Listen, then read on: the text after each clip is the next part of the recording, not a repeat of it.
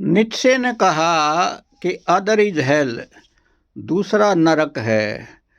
ये आधा वक्तव्य है, लेकिन ये नहीं उसने बताया कि जो अदर है वो हेल कैसे हो गया, अदरनेस कैसे हमारी अविद्या से जन्मा। तो ये ओरिजिन है जो अविद्या का, इसके बारे में किसी ने कुछ प्रकाश नहीं डाला। तो मित्रों, इस बात को गौर से समझो कि अदरनेस कैसे पैदा हुआ और इस अदरनेस को कैसे हेवन हम बना सकते हैं, इस बात पर थोड़ी चर्चा करते हैं। तो नानक ने भी कहा कि एक नूर से सब जग उपजा, कौन भले कौन मंदे। तो ये जो विज्ञान भी आज इस बात को स्वीकार करती है कि प्रारंभ में कुछ हुआ धमाका, बिग बैंग क्या है, जो भी कुछ है उससे ये सृष्टि बनी।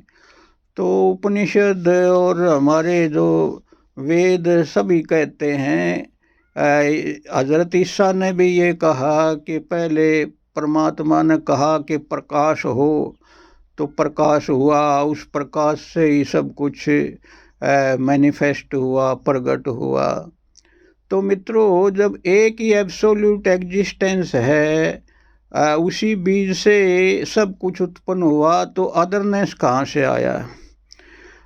जब एक ही मूल जो ओंकार है, वो जो एक अनंत अंतहीन जो फैलाव है, जो विस्तार है, उसी की भीतर जो ओंकार की ध्वनि गूंज रही है, वही सत्य है और वही मूल है।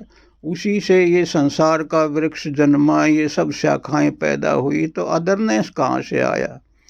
तो इस बात को अगर कोई समझ ले कि सभी एक ही माँ के गर्भ से जन्मे हैं और सभी समान हैं, तो ये अदरनेस को स्वीकार करना तो परमात्मा को भी दो खंडों में बांट देना है।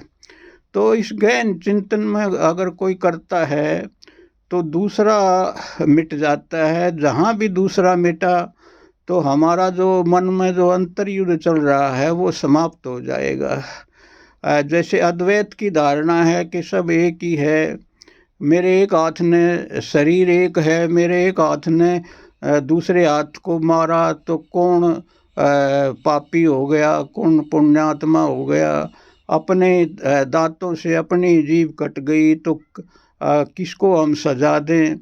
तो सब ये एक का ही विस्तार है। जो इस एक मेवा अद्वितीयतम को स्वीकार करता है, उसमें गहरे चिंतन मनन करता है, उसको मेडिटेट करता है, तो वो सच में निर्द्वंद हो जाता है और अपने मूल स्रोत पर आ जाता है।